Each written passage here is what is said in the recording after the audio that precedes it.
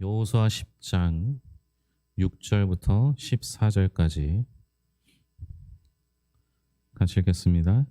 기브온 사람들이 길갈 진영에 사람을 보내어 여호수아에게 전하되 당신의 종들 돕기를 더디게 하지 마시고 속히 우리에게 올라와 우리를 구하소서.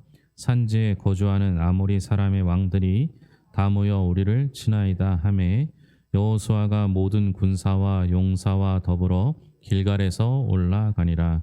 그때 여호와께서 여호수아에게 이르시되 그들을 두려워하지 말라. 내가 그들을 내 손에 넘겨 주었으니 그들 중에서 한 사람도 너를 당할 자 없으리라 하신지라. 여호수아가 길갈에서 밤새도록 올라가 갑자기 그들에게 이르되 여호와께서 그들을 이스라엘 앞에서 패하게 하심으로 여호수아가 그들을 기브온에서 크게 살육하고 베토론에 올라가는 비탈에서 추격하여 아세가와 막게다까지 이르니라. 그들이 이스라엘 앞에서 도망하여 베토론의 비탈에서 내려갈 때에 여호와께서 하늘에서 큰 우박덩이를 아세가에 이르기까지 내리심에 그들이 죽었으니 이스라엘 자손의 칼에 죽은 자보다 우박에 죽은 자가 더 많았더라. 여호와께서 아모리 사람을 이스라엘 자손에게 넘겨주시던 날에 여호수아가 여호와께 아뢰어 이스라엘의 목전에서 이르되 태양아 너는 기브온 위에 머무르라. 달아 너도 아얄론 골짜기에서 그리할지어다 하매 태양이 머물고 달이 멈추기를 백성이 그 대적에게 원수를 갚기까지 하였느니라. 야살의 책에 태양이 중천에 머물러서 거의 종일토록 속히 내려가지 아니하였다고 기록하지 아니하였느냐. 여호와께서 사람의 목소리를 들으신 이 같은 날은 전에도 없었고 후에도 없었나니 이는 여호와께서 이스라엘을 위하여 싸우셨음이니라. 아멘. 여호수아를 통해서 계속적으로 하나님의 말씀을 보고 있는데요. 여호수아는 여리고 전쟁을 시작으로 가나안 정복 전쟁을 하게 됩니다. 이 전쟁의 패턴은 일정합니다. 하나님의 뜻에 따르면 승리하고 하나님 없이 자기의 힘으로 싸우려고 하면 지게 되는 것. 이 일정한 패턴을 가지고 있죠. 반대도 경우도 마찬가지입니다. 이스라엘과 화친하면 무사할 수 있고 이스라엘과 하나님과 적대하면 지게 되는 싸움을 싸우고 있게 됩니다. 지난주에는 기브온이 지혜롭게 이스라엘과 화친을 청했던 장면이 나오게 됩니다. 이들은 하나님의 백성이 아니었음에도 불구하고 미래를 알고 또 그 미래를 아는 것에 대해서 올바른 판단을 했습니다. 하나님을 선택했죠. 그런데 우리는 하나님의 백성이면서도 하나님의 백성으로서 천국을 소유했음에도 불구하고 왜 불안하고 염려하고 걱정하고 계십니까? 우리가 여기서 기억해야 될 것은 기브온이라는 이 족속이 작은 족속이 아니었다라는 겁니다. 여러분 솔로몬 왕이 1000번제를 드린 곳이 어딘지 기억하십니까? 솔로몬 왕이 1000번제를 드린 곳은 막연하게 생각했을 때 예루살렘 성전이었다 이렇게 생각할 수 있을지 모르지만 사실 솔로몬이 1000번제를 드릴 때는 예루살렘 성전이 건축되기, 완공되기 전이었습니다. 솔로몬 왕이 1000번제를 드렸던 곳은 기드온 산당입니다. 그만큼 기드온은 결코 작은 성이 아니었습니다. 그런 기드온이 이스라엘에 항복했습니다. 자기들의 힘이 미약해서 겁에 질렸던 것이 아니라는 뜻이죠. 자기들한테도 나름대로의 힘이 있었지만 그것으로는 다가오는 하나님의 나라를 막을 수 없는 것을 알았기 때문인 것입니다. 이걸로 봤을 때 아이성은 얼마나 무모했을까요? 그래서 가나안으로서는 기브온이 항복했다는 것, 이스라엘과 화친했다는 것에 큰 충격을 먹을 수밖에 없습니다. 기브온이 큰 족속이었기 때문에 더하겠죠. 바로 이때 예루살렘의 왕인 아도니세덱이 나옵니다. 이제 아도니세덱은 여리고와 아이 그리고 기브온 사이에서 어느 쪽을 모델로 삼을지 선택해야 합니다. 여리고성과 아이성 사람들처럼 이스라엘과 원수가 될 수도 있고 기브온처럼 항복하거나 이스라엘과 화친할 수 있습니다. 문제는 중립이 없다는 거예요. 중간은 없습니다. 이스라엘과 원수되기로 작정하면 따로 할 일이 없습니다. 가만히 있으면 됩니다. 하지만 화해하고 화친하려고 한다면 그렇지 않습니다. 모든 지혜를 동원하여 가진 노력을 다 기울여야 합니다. 이 예를 들면요. 꽃밭을 예를 들면 아주 쉽습니다. 여러분, 꽃밭을 잘 가꾸려면 신경 써야 될 것이 한두 가지가 아닙니다. 잡초를 제거하고 물을 주고 영양제를 주고 거름을 갈아주고 뭐 밭을 기경해야 되고 진딧물을 잡아주어야 합니다. 근데 여러분, 반대로 꽃밭을 망가뜨리려면 어떻게 해야 할까요? 자갈을 붓거나 파헤치거나 이렇게 할까요? 아니에요. 그냥 놔두면 꽃밭은 저절로 망가지게 됩니다. 더 이상 돌보지 않고 가만히 두면 그것으로 충분히 망가집니다. 우리의 심령이 그래요.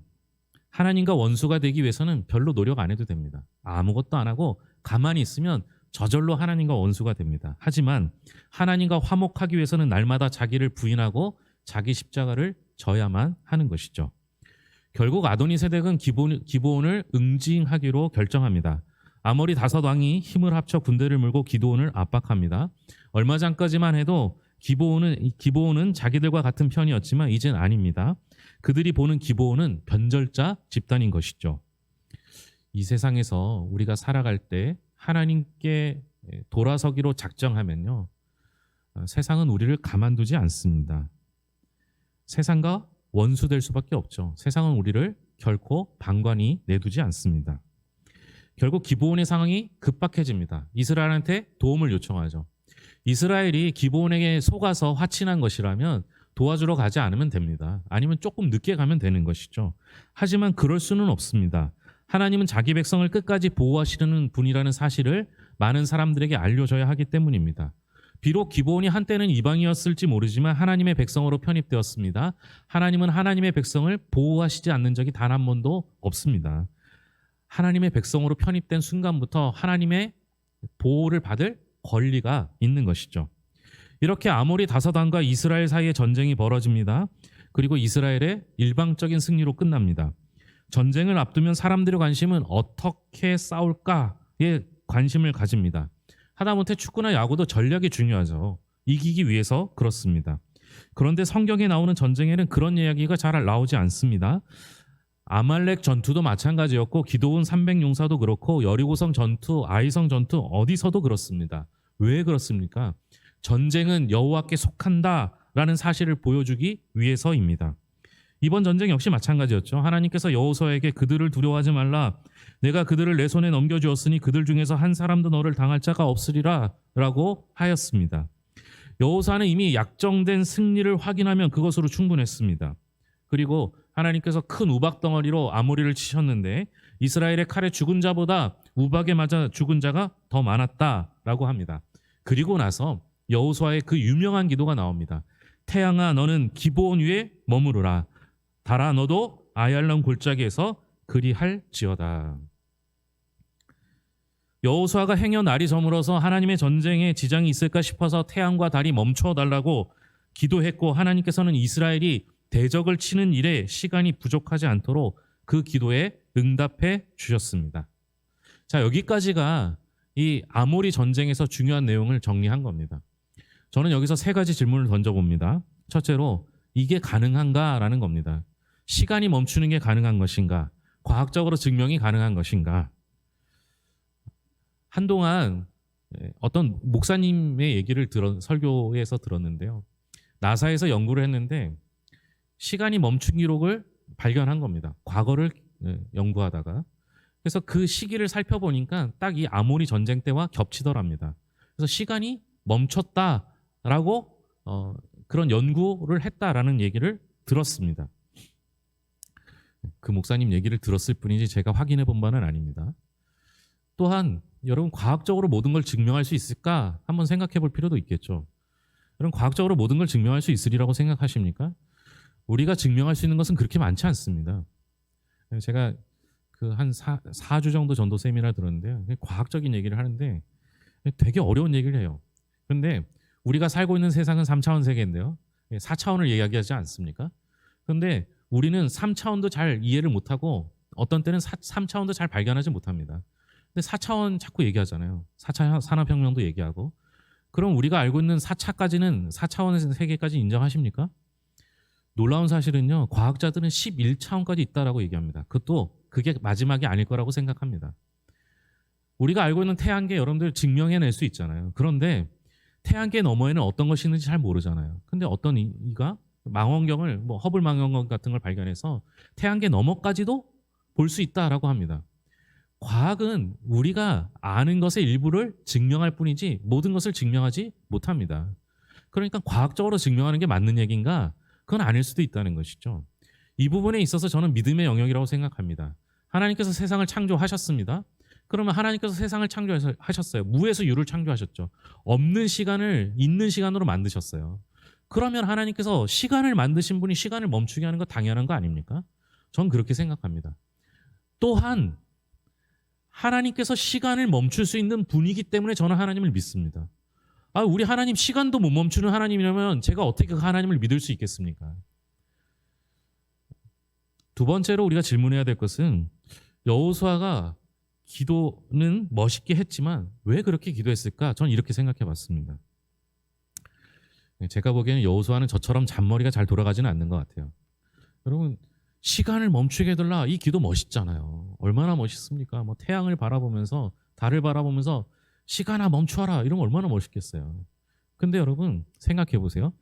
시간이 멈추는 게 낫습니까? 아니면 하나님께서 우박을 내리셨듯이 번개를 내리셔서 이스라엘 사람 빼고 아모리 사람들만 골라서 탁탁탁 쳐서 전쟁을 끝내게 하시면 어느 게 더 편하겠습니까? 시간 멈추는 게 편할까요? 하나님께서 그냥 번개로 천재지변으로 아모리 사람을 물리치는 게 편하실까요? 우리 입장에서 보면 시간 멈추는 게 편한 게 아니에요. 저 같았으면 하나님 번개를 내리시든 뭐 유황불로 내리시든 적군을 물리쳐달라고 이렇게 기도해야 되는 게 더 낫지 않겠습니까? 셋째로 우리에게 정작 문제가 되는 건 뭐예요? 그런 기적이 왜 내게는 안 일어나느냐, 이겁니다. 예전에 청년들과 성경 공부할 때인데요, 하나님에 대해서 이제 대화를 나누는 시간이 있었어요. 하나님은 어떤 분이라고 생각하냐, 이렇게 물어봤었습니다. 그때 그 청년이 뭐라고 대답했냐면, 우리 하나님은 전능하신 분이신데 그 전능이 나한테는 하나도 도움 안 되는 분이십니다. 이렇게 대답을 합니다. 일리 있는 얘기인 것 같습니다. 홍해가 갈라지고 사람이 죽었던 사람이 살아나고 무리를 걸었는데 그런 건 바라지도 않습니다. 그저 우리 애가 대학에 합격하고 복권도 좀 당첨되면 좋겠고 아파트 분양도 받았으면 좋겠고 이런 사소한 기적도 일어나지 않는데 왜 내게는 기적이 일어나지 않을까? 이런 생각해 보신 적이 없습니까? 하나님은 전능하시다고 하는데 그 전능하심을 내가 필요한 영역에 쓸 수는 없습니다. 어찌 보면 하나님께서 내 일생에 도움이 안 되시는 분일 수 있습니다. 그러면서 걸핏하면 예배 빠지지 마라, 잘 드려라, 신앙인대로 살아라, 선하게 살아라, 봉사해라, 이렇게 이야기하지 않습니까? 아무리 그런 얘기해도 귀가 잘 들어오지 않죠. 하나님이 우리 인생에 도움이 되시면 그것 좀 못하겠어요? 예배 맨날 드리라도 드리고 11조 하라고 해도 하고 봉사하라고 해도 할 텐데 주님 내게도 기적을 주십시오, 이렇게 기도하지 않습니까? 한번 따져봅시다. 하나님이 내 요구 들어주셔야 될까요? 내가 하나님의 요구를 들어야 할까요? 누가 누구의 요구에 민감해야 할까요? 하나님이 우리의 요구에 민감해야 할까요? 우리가 하나님의 요구에 민감해야 할까요? 이런 얘기를 하면 속으로 답은 정해져 있잖아요. 하나님 뜻대로 해야죠. 이게 답은 정해져 있지만 우리 속으로 그렇게 인정하십니까? 그래도 기왕이면 하나님 우리 얘기를 들어주시면 좋지 않습니까? 그럼 우리도 신앙생활 더 잘할 텐데, 이런 생각하지 않으셨습니까? 어쩌면 하나님이 나한테 신경 써주지 않는 한 나 역시 하나님한테 신경 쓰지 않을 것이다, 이런 생각하고 계시지 않습니까? 자기가 신앙에 불성실한 것이 하나님 책임이라는 말이 되겠죠. 여러분, 하나님께서 태양과 달, 시간을 멈추신 이유가 뭘까요? 이스라엘이 백성된 본분을 다하기 위해서입니다. 하나님께서 맡기신 일을 수행하는데 시간이 부족하면 안 되기 때문에 시간을 멈춰주신 것입니다. 재밌는 건 뭔지 아세요? 그런 놀라운 기적이 있음에도 불구하고 이스라엘이 할 일은 하나도 줄지 않았다라는 사실입니다. 우리가 인생에 기적이 없는 이유가 여기에 있습니다. 우리는 기적의 결과를 자기가 향유하려고 하는데 하나님께서는 그런 기적은 허락하신 적이 없습니다. 하나님께서 우리가 하나님의 백성으로 살아가는데 방해되는 것이 있다면 얼마든지 기적을 행하실 것입니다. 하지만 하나님의 백성으로 살아야 할 책임을 대신 떼우는 기적을 원하신다면 그런 기적은 무당이나 점쟁이를 찾아가는 것이 훨씬 더 빠를 것입니다.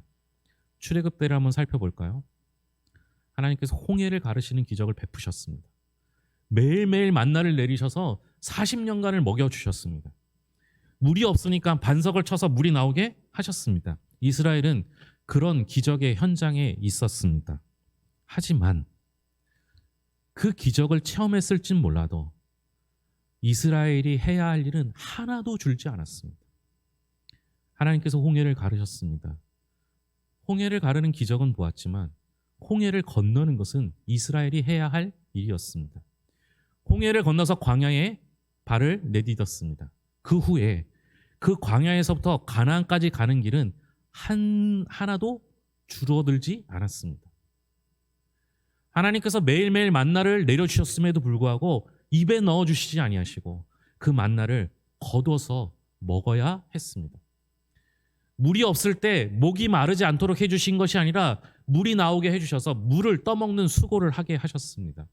이스라엘 백성들이 광야를 걸어가는 동안에 신발이 해지지 않고 옷이 헤어지지 않았습니다. 발이 부르트지 않는 그런 놀라운 기적을 베풀어 주셨음에도 불구하고 가나안까지 거리는 하나도 줄지 않았습니다. 여러분, 기적을 은혜로 바꿔도 똑같은 논리가 나옵니다. 어떤 선교사님이 있다고 합시다. 10년 동안 열심히 사역해서 예배당을 지었습니다. 얼마나 많은 수고를 했겠습니까? 얼마나 많은 눈물을 흘리고 얼마나 많은 고생을 했겠습니까? 그런데 입당 예배를 드리는 그 순간 그 선교사님이 뭐라고 말했겠습니까? 모든 것이 하나님의 은혜였습니다. 하나님이 다 하셨습니다. 이렇게 말하지 않겠습니까? 그러면 선교사님이 그렇게 말했다고 해서 선교사님은 아무것도 안 하셨을까요? 아마 24시간이 모자르게 열심을 다해 일하셨을 것입니다. 모든 것이 하나님의 은혜인데 그 선교사님이 할 일은 하나도 줄어들지 않았던 사실입니다. 많은 사람들이 은혜를 기대합니다. 그런데 뭔가 이상합니다. 자기 책임을 면제받는 은혜, 조금 심고 많이 거두는 은혜를 기대하기 때문입니다. 우리 하나님께서는 은혜를 낭비하는 분이 아니십니다. 사도행전을 읽다 보면 성령이 역사하셔서 많은 사람들이 방언으로 기도하기 시작합니다. 그런데 놀랍게도 그 방언은 서로 알아듣게 됩니다. 더 놀라운 사실은 성령의 은사를 받지 않은 사람, 방언을 받지 않은 사람도 그들이 기도하는 방언의 소리를 들었다는 겁니다. 다시 말하면 뭐예요? 자기들이 이미 알고 있는 언어로 방언하기 시작한 거예요. 이스라엘 사람들이 다른 나라 언어로 방언을 한 거예요. 쉽게 말하면 한국에 살고 있는 제가 방언 받아서 영어로 방언하기 시작했던 거예요. 제가 그 사실을 알고 희망을 가졌습니다. 하나님, 저도 드디어 영어를 잘할 수 있는 기회가 있겠군요. 그때부터 저에게 이왕 주실 방언 영어로 주세요. 이렇게 기도하기 시작했습니다. 제가 영어로 방언을 받았을까요? 하나님은 절대로 은혜를 낭비하는 분이 아니십니다. 이스라엘과 아모리 다섯왕의 전투에서 하나님은 기적을 동원해서 이스라엘에게 승리를 주셨습니다. 이스라엘은 그런 놀라운 은혜를 체험했습니다. 하지만 이스라엘은 자신들이 할 일을 조금도 줄어들지 않았습니다. 이것이 끊임없이 기도하면서도 우리가 각자의 자리에서 최선을 다해야 하는 이유입니다. 하나님께서는 이미 우리에게 기적을 베풀어 주셨습니다. 여러분들이 지금 이 자리에 앉아 있는 것, 우리가 하나님의 자녀로 사는 것, 이것 자체가 기적입니다. 하지만 그 기적 위에 우리는 우리의 갈 길을 걸어가야 합니다. 하나님께서는 이미 우리에게 승리를 약속해 주셨습니다. 그 승리 안에서 마땅히 해야 할 일을 우리 함께 해야 할 것입니다. 그리고 모든 것이 하나님의 은혜였음을 고백하는 성도들이 될 수 있기를 바랍니다. 기도하겠습니다. 하나님 아버지, 감사합니다.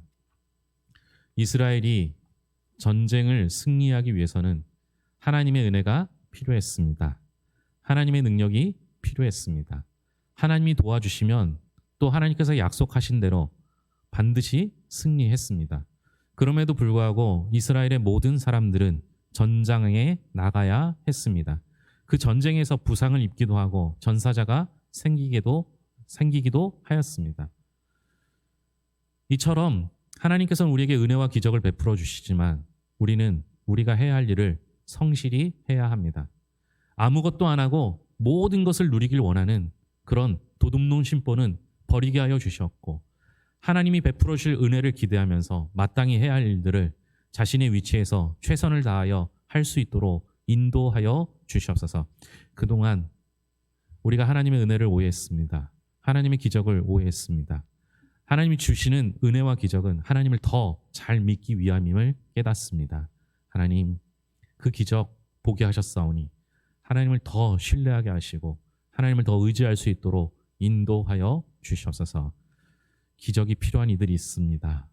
아파서, 힘들어서, 여러 가지 필요가 있어서 하나님의 기적이 꼭 필요한 이들이 있습니다. 하나님께서 고쳐주시고 싸매주시고 필요한 것들을 공급하여 주시되 우리가 해야 할 땀과 수고는 잊지 않게 하여 주시옵소서. 모든 것을 예수님의 이름으로 기도합니다. 아멘.